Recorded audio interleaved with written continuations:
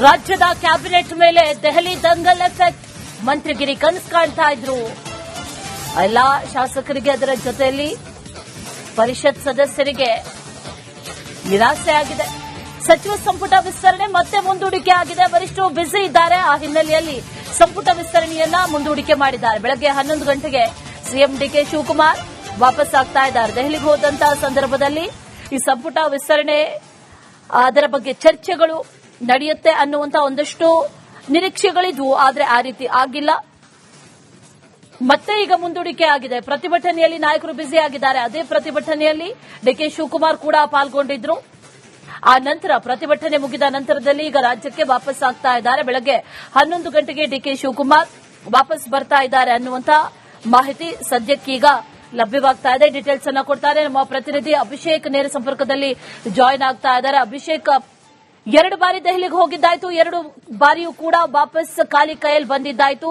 ಇನ್ನೇನು ಅಧಿವೇಶನ ಆರಂಭ ಆಗ್ತಾ ಇದೆ, ಅದಕ್ಕೂ ಮೊದಲು ಆಗುತ್ತಾ ಇಲ್ವಾ ಅನ್ನುವಂತ ಪ್ರಶ್ನೆ ಈಗ ಸದ್ಯಕ್ಕಿರೋದು. ಡೀಟೇಲ್ಸ್ ಏನಿದೆ?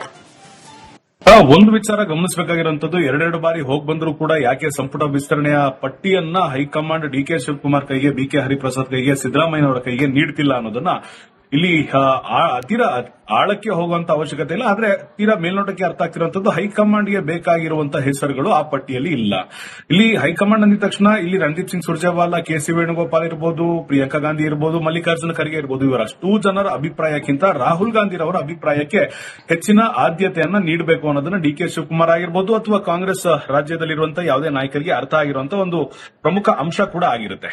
ರಾಹುಲ್ ಗಾಂಧಿ ಕೇಳಿರುವಂತದ್ದು ಪ್ರಮುಖವಾಗಿ ಯುವಕರಿಗೆ ಆದ್ಯತೆಯನ್ನ ಕೊಡಬೇಕು. ಉಳಿದಂತ 20 ಸ್ಥಾನಗಳಲ್ಲಿ ಕನಿಷ್ಠ 15ರಿಂದ 16 ಸ್ಥಾನಗಳನ್ನು ಯುವಕರಿಗೆ ಕೊಡಬೇಕು. ಸೊ ದಟ್ 2028ರ ಚುನಾವಣೆಗೆ ಅನುಕೂಲ ಆಗುತ್ತೆ, ಪ್ಲಸ್ ಯುವಕರ ಪಕ್ಷ ಅಂತ ಗುರುತಿಸೋದಕ್ಕೆ ಅನುಕೂಲ ಆಗುತ್ತೆ ಅನ್ನೋ ನಿಟ್ಟಿನಲ್ಲಿ ಈಗಾಗಲೇ 2 ಬಾರಿ ವಾಪಸ್ ಕಳಿಸಿರುವಂತದ್ದು. ಇದರ ಜೊತೆಗೆ ದೆಹಲಿಯಲ್ಲಿ ಅಧಿವೇಶನ ಆರಂಭ ಆಗಿದೆ. ಇದೇ ಸಂದರ್ಭದಲ್ಲಿ ನೀಟ್ ಪರೀಕ್ಷೆಯ ವಿರುದ್ಧ ಹೋರಾಟವನ್ನ ಮಾಡಲಾಗ್ತಿದೆ. ನಿನ್ನೆ ಕಾಕ್ರೋಚ್ ಜನತಾ ಪಾರ್ಟಿಯ ವಿರುದ್ಧ ಲಾಠಿ ಚಾರ್ಜ್ ಮಾಡಿರೋದನ್ನು ಕೂಡ ಕಾಂಗ್ರೆಸ್ನವರು ಖಂಡನೆ ಮಾಡಿರುವಂತದ್ದು. ರಾಹುಲ್ ಗಾಂಧಿ, ಅಖಿಲೇಶ್ ಯಾದವ್, ಇಂಡಿ ಒಕ್ಕೂಟದ ಮತ್ತೊಂದಿಷ್ಟು ಸದಸ್ಯರು ಪ್ರಧಾನಿರವರ ನಿವಾಸಕ್ಕೆ ಮುತ್ತಿಗೆ ಹಾಕುವಂತ ಯತ್ನವನ್ನು ನಡೆಸಿದ್ದಾರೆ. ಇಡೀ ದೇಶದಲ್ಲಿ ಪ್ರಧಾನಮಂತ್ರಿಗಳ ವಿರುದ್ಧ, ಕೇಂದ್ರ ಸರ್ಕಾರದ ವಿರುದ್ಧ ಹೋರಾಟ ಮಾಡಬೇಕು ಅಂತ ಈಗ ಸೂಚನೆ ಕೂಡ ನೀಡಲಾಗಿದೆ. ಅದರ ಜೊತೆಗೆ ಈ ವಿಚಾರವನ್ನ ಅಧಿವೇಶನದಲ್ಲಿ ಪ್ರಸ್ತಾಪ ಮಾಡಬೇಕು ಅನ್ನೋ ಒಂದು ಕಾರಣದಿಂದಾಗಿ leader of opposition Rahul Gandhi ಯಥಾವತ್ ಅಧಿವೇಶನದಲ್ಲಿ ಬ್ಯುಸಿ ಆಗ್ತಿದ್ದಾರೆ. ಈ ಕಾರಣದಿಂದ ವಾಪಸ್ ಕಳಿಸಿದ್ದಾರೆ ಅನ್ನೋದು ಒಂದು ಅಂಶ ಆಯ್ತು. ಅಂದ್ರೆ 2ನೇ ಅಂಶ ನಾವು ಗಮನಿಸಬೇಕಾಗಿರುವಂತದ್ದು, ಇರಬೇಕಾದಂತಹ ಹೆಸರುಗಳಿಲ್ಲ.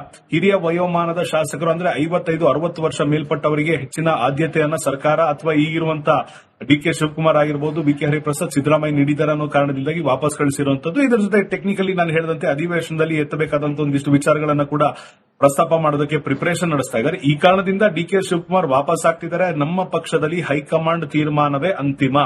ಹೈಕಮಾಂಡ್ ವಿರುದ್ಧ ಯಾರು ಮಾತನಾಡೋದಿಲ್ಲ. ಹೈಕಮಾಂಡ್ ಯಾವತ್ತು ಅವಕಾಶವನ್ನು ಕೊಡುತ್ತೆ ಆವತ್ತು ಮಾಡ್ತೇವೆ. ಆದ್ರೆ ಇವತ್ತಿಗೆ ಪ್ರಮಾಣ ವಚನಕ್ಕೆ ಸಿದ್ಧತೆಯನ್ನ ರಾಜಭವನದಲ್ಲಿ ಅಥವಾ ಲೋಕಭವನದಲ್ಲಿ ನಡೆಸೋದಕ್ಕೆ ಸೂಚನೆ ಕೊಟ್ಟಿದ್ವಿ. ಆದ್ರೆ ಹೈಕಮಾಂಡ್ ನಿರ್ಧಾರದಿಂದ ನಾವು ಯಾವುದೇ ಕಾರಣಕ್ಕೂ ಇವತ್ತು ಮಾಡೋದಕ್ಕೆ ಆಗಲ್ಲ, ಇನ್ನೊಂದಿಷ್ಟು ದಿನಗಳ ಕಾಲ ಮುಂದೂಡಿಕೆ ಆಗುತ್ತೆ ಅಂತ ಹೇಳಿದ್ದಾರೆ. ಅದರ ಜೊತೆಗೆ ಆಗಸ್ಟ್ 16ರಿಂದ ಅಥವಾ 17ರಿಂದ ಅಧಿವೇಶನ ನಮ್ಮ ರಾಜ್ಯದಲ್ಲಿ ಆರಂಭ ಆಗಬಹುದಾ ಅನ್ನೋದು ಲೆಕ್ಕಾಚಾರ ಇದೆ. ಯಾಕಂದ್ರೆ 34 ಸಚಿವ ಸ್ಥಾನಗಳನ್ನ ನಾವು ಭರ್ತಿ ಮಾಡಬೇಕಾಗಿರುವಂತದ್ದು. ಅದರಲ್ಲಿ 14 ಮಾತ್ರ ಇರುವಂತದ್ದು. ಅಧಿವೇಶನ ಕರೆಯೋದಕ್ಕೆ 12 ಸಚಿವರಿದ್ರೆ ಸಾಕಾಗಿರುತ್ತೆ. ಈಗ 14 ಜನ ಇರೋದ್ರಿಂದ ಅಧಿವೇಶನಕ್ಕೆ ಯಾವ ರೀತಿ ಸಿದ್ಧತೆಯನ್ನ ಸರ್ಕಾರ ನಡೆಸಿಕೊಳ್ಳುತ್ತೆ, ವಿಪಕ್ಷಗಳಿಗೆ ಯಾವ ರೀತಿ ಉತ್ತರ ಕೊಡುತ್ತೆ ಅನ್ನೋ ಒಂದು ಪ್ರಶ್ನೆ ಕೂಡ ಈಗ ನಾವು ಕಾದು ನೋಡಬೇಕಾಗಿದೆ. ಅಶ್ವಿನಿ.